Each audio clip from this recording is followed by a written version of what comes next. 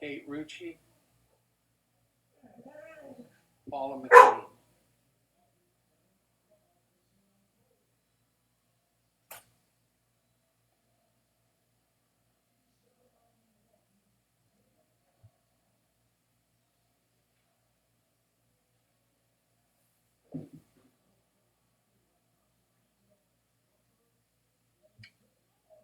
My name is Rachel Fishberg, and I'm here today to tell you about approximately 22,000 dyslexic children in the Palm Beach County School District.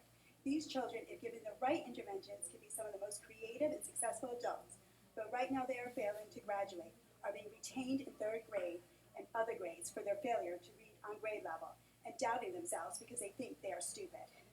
Board members and school administrators, you have the power to change these awful outcomes, and I pray that you hear our plea tonight and allocate specific money in next year's budget to help these approximately 22,000 dyslexic students. Currently, at the district level, Susan Mokin is the director administrator for the autistic students, which is approximately 1.6% of the student population. Rosemary Daniels is the district administrator for the gifted children, which is approximately 2% of the student population.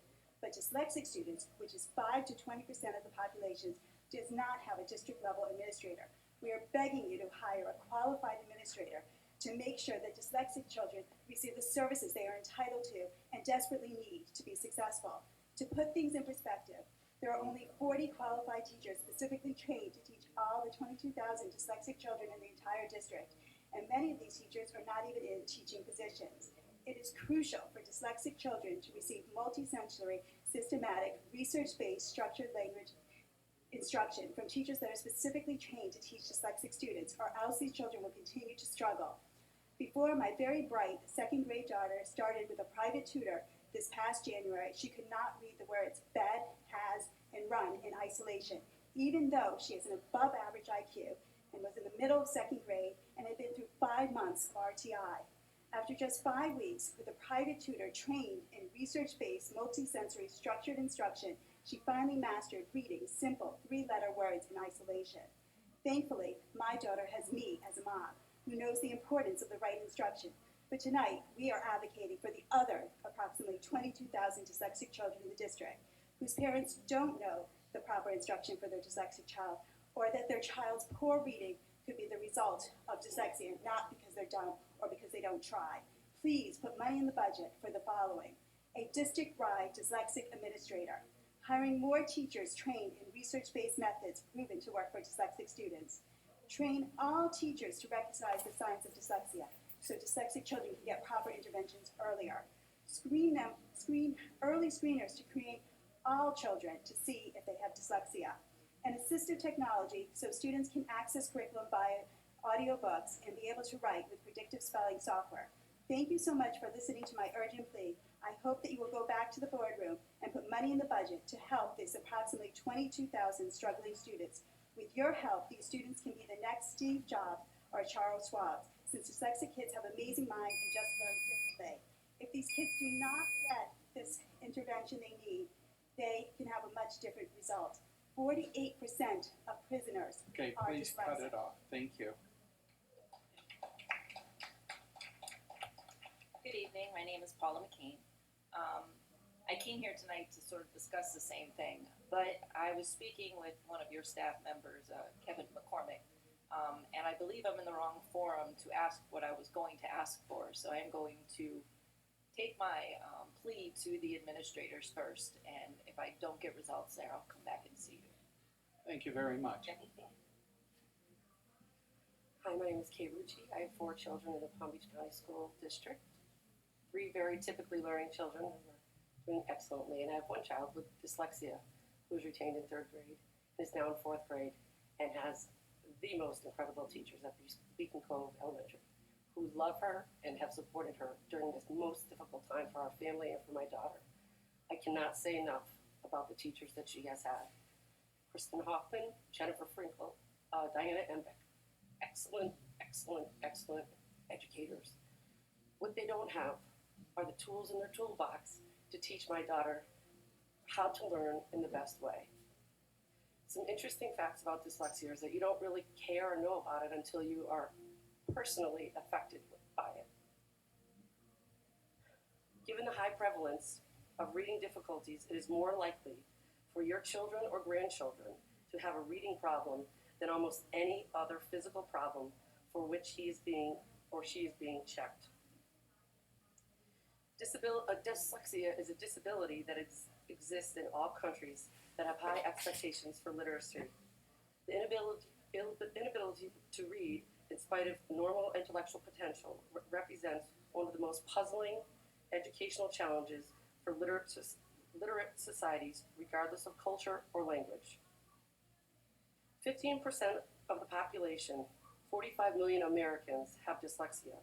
It really makes you wonder how many scientists, lawyers, doctors, engineers, and writers we have lost because they failed early on in school and no one knew how to tap their talents and teach them how to read. The Mayo Clinic states that dyslexia is the most prevalent disability in special education.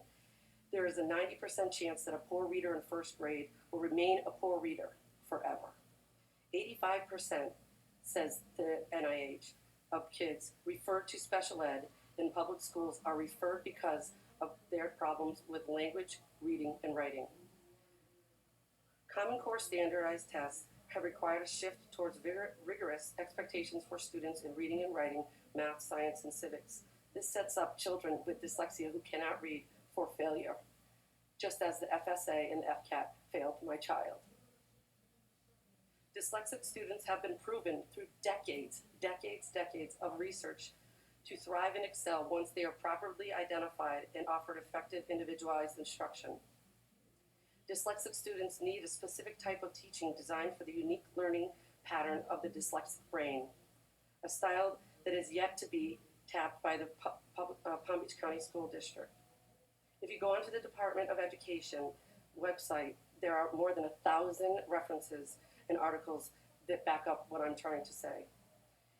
Moreover, in 2010, the International Dyslexia Association developed knowledge and practice standards for teachers, and that's what I'm wanting to help our district provide to all the teachers, so not only can be awesome, but they can be incredibly awesome teaching at reading. So thank you very much. Thank you very much.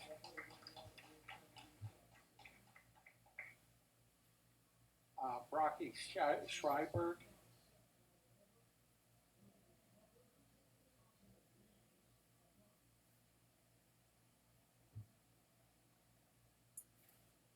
Palm Beach County School Board, thank you for allowing me to be here and to speak. I'm Broccoli Schreiberg, and I want to show you what dyslexia looks like today, 2015. Dyslexia looks like a soon-to-be 13-year-old boy, my son Aaron, with blonde hair, green eyes, and freckles. He's played the violin for 5 years and was in the Palm Beach Youth Orchestra for 2 years. He enjoys fishing, playing hockey, and playing video games. Lastly, Aaron has dyslexia. The biggest obstacle he's encountered is that it affects his love of learning. He can't join in the discussion his friends are having about the Hunger Games because he couldn't read it, or do the extra credit projects because the homework takes him twice as long to complete. We were blessed to be able to send Aaron to private school through 4th grade so that he wouldn't have to take the FCAT in 4th grade and possibly be retained. Aaron did fail the reading portion of the FCAT in 5th grade and consequently lost an elective going into a Florida public middle school because he was required to take an intensive reading class in lieu of a class of his choice such as PE or art. So Aaron takes intensive reading all year along with regular 6th grade language arts, and he gets an A in intensive reading. He has a tutor once a week for regular language arts, where he earned a C every quarter. FCATs come around again in 6th grade, and Aaron fails it again. Now Aaron has failed the FCATs 2 years in a row, despite intensive reading classes. This cannot be considered a successful strategy. All we did was teach this child that hard work, hours devoted to studying, and good grades didn't get him anywhere, yet he still failed. Often children with dyslexia will have a speech delay. They have a hard time learning the alphabet, how to write their names, and identifying sight words. I can go on and on about all the technicalities that dyslexic children face at every grade level. But I want you to understand the frustration that comes with it. When Aaron was in 1st grade, I made a running list of all the mistakes he made while reading. He did not, as many may think, read backwards, but he did make mistakes reading consonant blends for other consonant blends. The word that became what, when became then. Often he would look at the beginning of a word and guess what the word was based on the context. He was being tutored 2 times a week. The private school encouraged me not to have him test it, assuring me that since Aaron had a summer birthday and was one of the youngest ones in class, he would surely catch up in second grade. That never happened. I have spent thousands of dollars on reading specialists, occupational therapy, vision therapy, diet changes, acupuncture, Reiki crystals. After years of pursuing different avenues, I can't see anything truly helped. I didn't know about the evidence-based results such as Wilson. I would do things differently if I could go back in time. But we know that's not possible. So instead, I stand here today for you to hear my plea to get greater funding on behalf of all those dyslexic kids in need. All those kids that think they are alone and even worse, think they're stupid. I promise you, Aaron is lucky. He knows his strengths, he knows his weaknesses. Dyslexic people are teachers, engineers, scientists, and great contributors to society. Our kids deserve to have better tools at their disposal. We need to be able to assess their knowledge without giving them tests designed to fail them. We need to hear them, see them, support them properly. Thank you. Thank you very much. Next three speakers, Mrs. Cedeno and Tony Ladoris, Ellen Baker.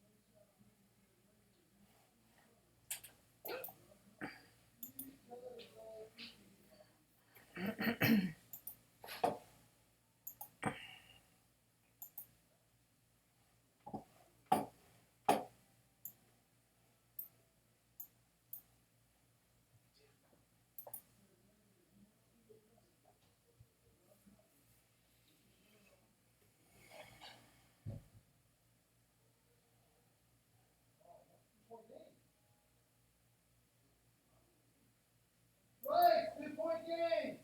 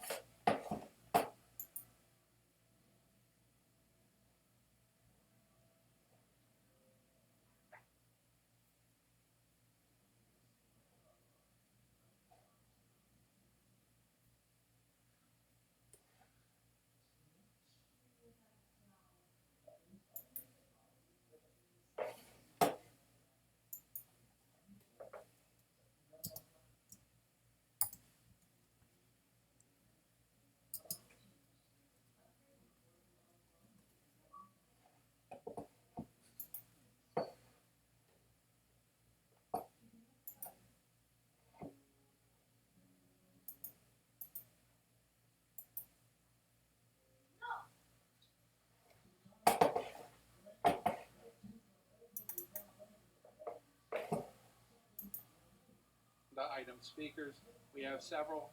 Please make sure when you come up, you give us your name, and please adhere to march to London to get across the pond. And thank you. Thank you very much.